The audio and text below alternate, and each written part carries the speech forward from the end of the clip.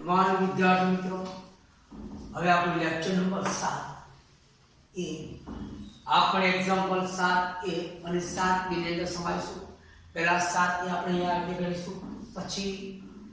b ની અંદર મધ્યસ્થ અને કાલ્પનિર્દેશનની વિષમતા આપણે ગણતરી કરીશું. અહીંયા થોડી દાખલા રીત લાંબી છે એટલા માટે પહેલા જુઓ, જ્યારે વર્ગ લંબાઈ असमान હોય ત્યારે, જ્યારે વર્ગ લંબાઈ કેવી અસમાન હોય ત્યારે, અસમાનની વાત કરીએ તો અહીંયા જો 0 થી 10 તો 10 મળે આપણને, 0 થી 18 એટલે 8 વર્ગ લંબાઈ મળી, પછી 18 થી 28 એટલે પાછી 10 મળી, 28 થી 50 એટલે પછી આ 22 મળશે, અને 50 થી 80 એટલે 30 મળશે. એટલે આ તમે જુઓ તો દરેકની વર્ગ લંબાઈ એક અલગ અલગ જોવા મળે છે. જ્યારે વર્ગ લંબાઈ અસમાન હોય તો લાસ્ટ ટાઈમ ની અંદર લેક્ચર નંબર 6 એમાં જે આપણે ગણતરી કરી હતી સેમ પોઝિશન એવી જ ગણતરી આપણે અહીંયા કરવાની છે. આના પછી આપણે રીત બદલીશું એટલે બાવલીની રીત આવશે. એટલે ધ્યાન આપજો, આ કાલ્પનિર્દેશનનો છેલ્લું લેક્ચર છે, એના પછી આપણે બાવલીની રીત પ્રમાણે જઈશું લેક્ચર નંબર 8 માં. અહીંયા જોઈએ તો વર્ગ, आवृत्ति, मध्य किंमत d, x - a f square અને આવૃત્તિ એટલે CR. અહીંયા જે આપણે તો 1 0 થી 10 10 18 28 50 50 થી 80 અહીંયા હશે કુલ. હવે આવૃત્તિની વાત કરીએ, આવૃત્તિમાં 2 6 13 15 14 અહીંયા કુલ ઉપર આંકડા છે આપણે 50 એટલે અહીંયા આપણે n બરાબર 50 લખીશું. ચલો દરેકની મધ્ય કિંમત આપણે નક્કી કરીએ તો પહેલા 0 થી 10 એટલે 0 + 10 એટલે 10 ભાગ્યા 2 એટલે 5 આવશે. ચલો 10 + 18 એટલે 28 એના ભાગ્યા 2 કરીએ એટલે 14 મળશે આપણને. અહીંયા 18 + 28 અહીંયા આપણને 46 મળશે. 46 ભાગ્યા આપણે 2 કરીએ એટલે અહીંયા 23 મળશે. ચલો એ જ રીતે 28 + 50 એટલે મળશે આપણને 78, એના ભાગ્યા આપણે 2 કરીએ એટલે જવાબની અંદર 39 આવશે. ચલો હવે ત્યાર પછી 50 + 80 એટલે 130, એના ભાગ્યા આપણે 2 કરીશું એટલે 65 મળશે. એટલે દરેકની આપણે શું શોધી મધ્ય કિંમત. મધ્ય કિંમત અહીંયા માની લો કે આપણે a અહીંયા ધારી દઈએ, a બરાબર ચલો મેં 23 ધાર્યા, કેટલા મળ્યા મને 23, a બરાબર હું 23 ધારું છું તો 23 અહીંયા ધાર્યા પછી ચલો 23 માંથી આપણે 5 કાઢી નાખીએ, 23 - 5 એટલે આપણને જવાબ મળશે -18. ચલો અહીંયા -18 મળ્યા, એના પછી આપણે જોઈએ તો 23 માંથી 14 કાઢી નાખીએ એટલે આપણને 9 મળશે. કેવા માઈનસ 23 માંથી 23 જાય 0, 39 માંથી 23 કાઢીએ એટલે આપણને જવાબ મળશે 16, અને 65 માંથી 23 કાઢીશું એટલે આપણને જવાબ મળશે 42. ચલો આ સુધી આપણે મધ્ય કિંમત. મધ્ય કિંમત તમે શોધ્યા પછી હવે આપણે શોધવાનું છે તો f અને d. આ f અને d નો ગુણાકાર તો 18 * 36 એટલે -36 આપણને મળશે. -36 18 * 36 -36 9 × 54 એટલે -54, 13 × 0 એટલે 0, 16 × 15 કરીએ એટલે 240 પ્લસ. એ જ રીતે ચલો 14 ગુણ્યા 42 588 તો 588 વત્તા 240 એટલે પ્લસનો સરવાળો 828 માઈનસ ચલો અહીંયા 36 વત્તા 54 એટલે આપણે 90 મળશે બાદબાકી કરીએ એ થોડું કોલમ મોટું બનાવી 828 માંથી 828 માઈનસ આપણે 90 બાદ કરીએ એટલે આપણે જવાબ 738 મળશે કેટલો જવાબ મળે 738 એટલે એફડી આપણને 738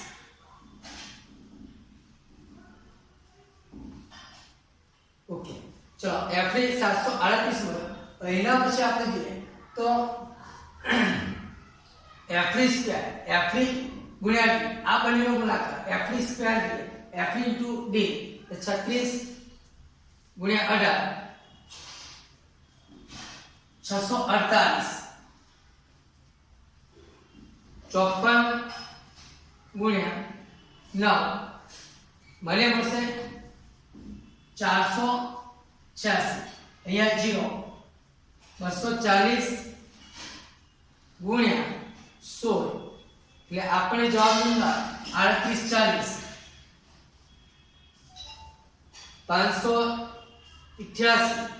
ગુણ્યા 42 જવાબ મળશે 24696 એનો સરવાળો કરીએ ચલો 24696 વત્તા 3840 વત્તા 486 વત્તા 648 એટલે અહીંયા 29670 ને 29670 મળશે ચલો 29670 અહીંયા મળ્યા અહીંયા ટોટલ એમ થયું બરાબર આગળ હવે CF તો અહીંયા પહેલા 2 આવશે 2 માં 6 મેળવે 8 આવશે 8 વત્તા 13 23 આવશે સોરી 21 વત્તા 15 36 વત્તા 14 એટલે 50 મળશે આપણને અહીંયા આપણી એક ગણતરી પૂરી થઈ હવે આપણે શોધીશું ચલો અહીંયા જો દરેકની વર્ગ લંબાઈ કેવી આપી અલગ અલગ વર્ગ લંબાઈ આપેલી હોય તેવા સંજોગોની અંદર તમારે આ રીતે પહેલા ગણતરી કરી લેવાની હવે મધ્યકની ગણતરી કરીએ મધ્યક બરાબર x બાર બરાબર sigma a plus sigma f3 એના છેદમાં n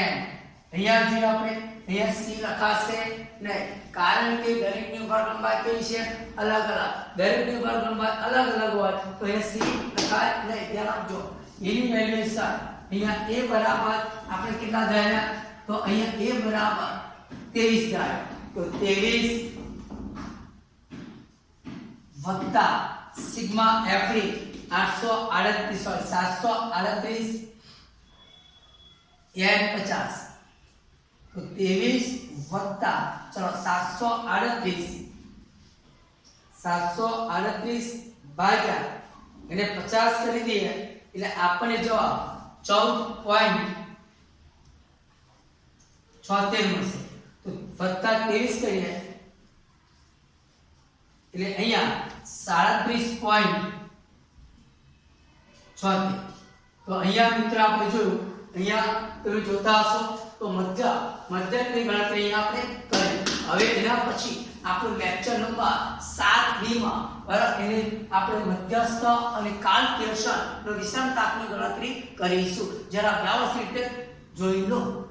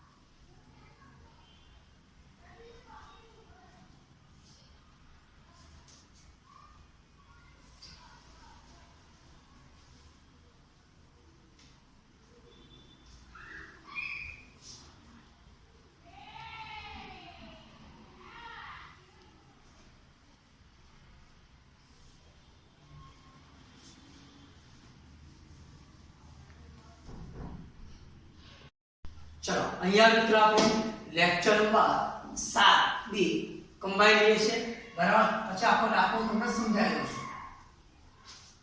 છું ચલો 7 બી એટલે લેક્ચર 7 એ બી ગણવાનો તમારે બરાબર ચલો અહીંયા જે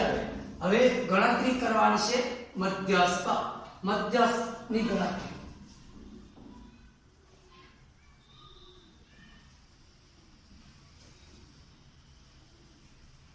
ચલો m બરાબર n/2 હવે n આપણી પાસે કેટલો છે જો દાખલા n આપણી પાસે 50 છે તો 50 ભાગ્યા 2 એટલે આપણને મળશે 25 ચલો હવે જો 25 એ સંચય આવૃત્તિ એટલે કે CF 25 એ સંચય આવૃત્તિ એટલે CF માં કઈ આગળ સમયલા તો તમે નક્કી કરજો અહીંયા 2 8 21 36 50 તો અહીંયા 36 માં સમાયેલા છે કયા આગળ સમય 36 એ CF 36 માં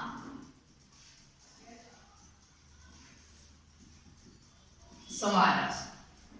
છે અને તેની સામેનો વર્ગ ચલો તેની સામેનો વર્ગ જો 28 થી 50 છે તેની સામેનો વર્ગ 28 થી 50 28 થી 50 માટે n બરાબર ચલો અહીંયા એની અધર સીમા એટલે કે લઘુત્તમ વેલ્યુએશન એની અધર સીમા કેટલી 28 એટલે n બરાબર 28 અચ્છા અહીંયા તમે જુઓ તો આ બંને વચ્ચેનું વર્ગ લંબાઈ તો 28 માંથી 50 માંથી તમે 28 કાઢી નાખો 50 ઓછા 28 એટલે આપણને વેલ્યુ શું મળશે c બરાબર 22 ચલો અહીંયા c બરાબર કેટલા મળ્યા 22 મળ્યા હવે cf જોઈએ cf એની ઉપર જે વર્ગ નક્કી કરો 28 થી 50 એ વર્ગ નક્કી કરો તો આ વર્ગ એની અહીંયા 36 છે એની ઉપર વાળી વર્ગની રકમ લેવાની એટલે અહીંયા 21 આવશે cf બરાબર 21 f બરાબર જે વર્ગ નક્કી કરવામાં આવે તે જે વર્ગ નક્કી કરવામાં આવે તેની આવૃત્તિ અહીંયા કેટલી મળશે આપણને 15 તો f બરાબર 15 અહીંયા સૂત્ર એપ્લાય કરીએ કે n/2 આપણને કેટલો મળે તો n/2 આપણને પાસે 25 છે બરાબર અહીંયા દરેકની વેલ્યુએશન મેં લખી કાઢી હવે લખ્યા પછી આપણે ગણતરી કરવાની છે કે m બરાબર l પ્લસ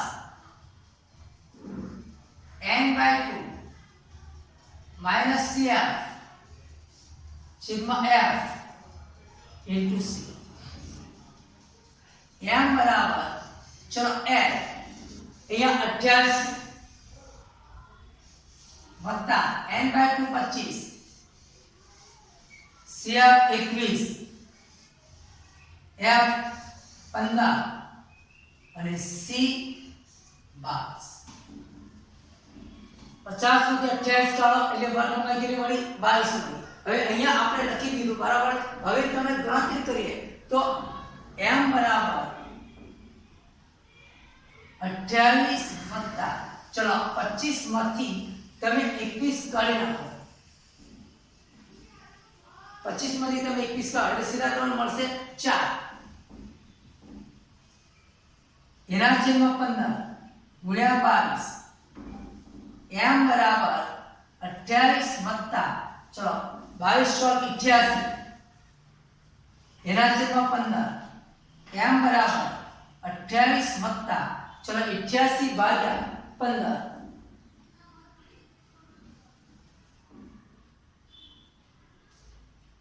88 ભાગ્યા તમે 15 કરીશો એટલે આપણને જવાબમાં ચલો 5.86 પાછળ 6 એટલે 5.87 કરીશું 5.87 m બરાબર 28 વત્તા 5.87 એટલે અહીંયા જવાબના ભાગ રૂપે આપણને 33.87 87 ચલો 33.87 મળે કેટલા મળે છે આપણે 33.87 અચ્છા હવે એના પછી આપણે ગણતરી કરીશું ચલો કાર્લ પિયર્સન નો વિષમતાંક શોધવો છે કાર્લ પિયર્સન નો વિષમતાંક શોધવો હોય તો તમારે પ્રમાણિત વિચલનની પહેલા જરૂર પડશે તો પ્રમાણિત વિચલન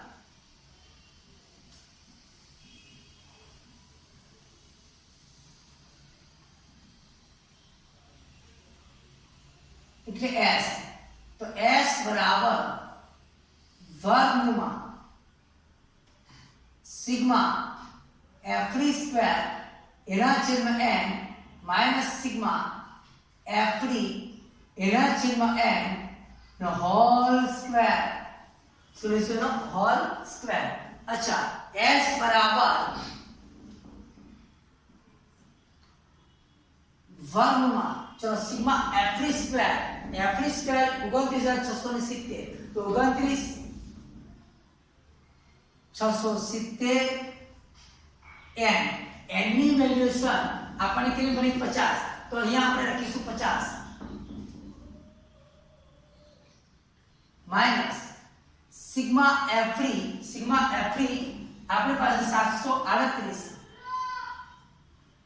એના છેદમાં 50 એનો હોલ સ્ક્વેર આપણે કરી દઈએ તો અહીંયા s બરાબર ચલો 29670 એના ભાગ્યા 50 કરીએ એટલે અહીંયા 59.34 માઈનસ 738 ભાગ્યા હું 50 કરીશ એટલે મને મળશે 14.76 એનો હોલ સ્ક્વેર s બરાબર 59.34 ઓછા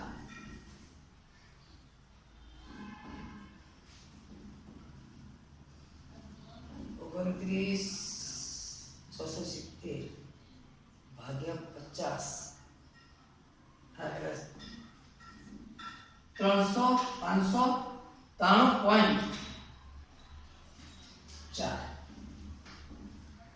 593.4 આવશે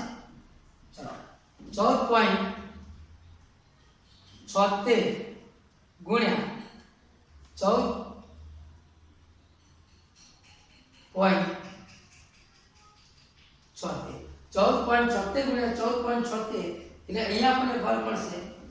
217.85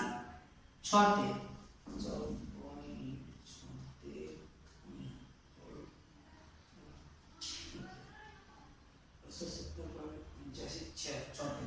ચલો x બરાબર વર્ગમૂળમાં હવે બાદબાકી જરા કરી નાખીએ 593.4 માઈનસ 217.85 76 એટલે મળશે આપણે 375.54 s બરાબર ચલો એનું વર્ગમૂળ કાઢીએ આપણે તો વર્ગમૂળની અંદર ગોઠવી દઈએ વર્ગમૂળ 375.54 બરાબર અહીંયા મળશે આપણે 19.37 પાછળ 8 છે એટલે s બરાબર 19. અહીંયા મળશે આપણને 38 એટલે s ની વેલ્યુ 19.38 મળી બરાબર હવે આગળ જોઈએ એના પછી આપણે ગણતરી કરીએ કાર્લ પિયર્સન નો વિષમતાંક ચલો કાર્લ પિયર્સન નો વિષમતાંક બરાબર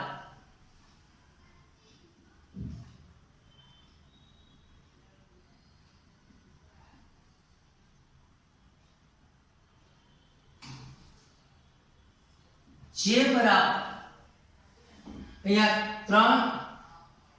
3 x બાર માઈનસ m અપન s 3 x બાર ની વેલ્યુ 37.74 76 માઈનસ m ની વેલ્યુ છે 33.87, s ની વેલ્યુ છે 19.38. ચલો બાદબાકી કરીએ. અહીંયા 3 37.76 ઓછા 33.87 3.89 છેદમાં 19.38 માટે j ઇઝ ઇક્વલ ટુ ચલો 3.89 ગુણ્યા હું અહીંયા કરીશ 3 એટલે મને જવાબના ભાગરૂપે 11.67 છેદમાં 19.38 જે બરાબર ચલો એને 19.38 વડે હું ભાગાકાર કરીશ ભાગ્યા 19.38 એટલે અહીંયા 0.60 એટલે આપણો જવાબ છે ઇઝ ઇક્વલ ટુ 0.60 મળશે. તો મિત્રો અહીંયા જો તમે પહેલામાં પેલો આ એક્ઝામ્પલ આપેલો હોય તો સૌપ્રથમ વાંચવાનું. વર્ગ લંબાઈ નક્કી કરો. વર્ગ લંબાઈ અસમાન છે. અસમાન વર્ગ લંબાઈ હોય તો આ રીતે વર્ગ આવૃત્તિ મધ્ય કિંમત b f સ્ક્વેર સંચય આવૃત્તિ એટલે આપણે મધ્યસ્થ રીતે ગણતરી કરવાની. તો દરેકની મધ્ય કિંમત અલગ અલગ છે એટલે અહીંયા આપણે 0 લખી -1 -2 -3 ના લખી શકાય કારણ કે દરેકની મધ્ય કિંમત કેવી છે અલગ અલગ છે. અલગ અલગ છે f ની શોધો f સ્ક્વેર શોધો cf શોધો. ત્યાર પછી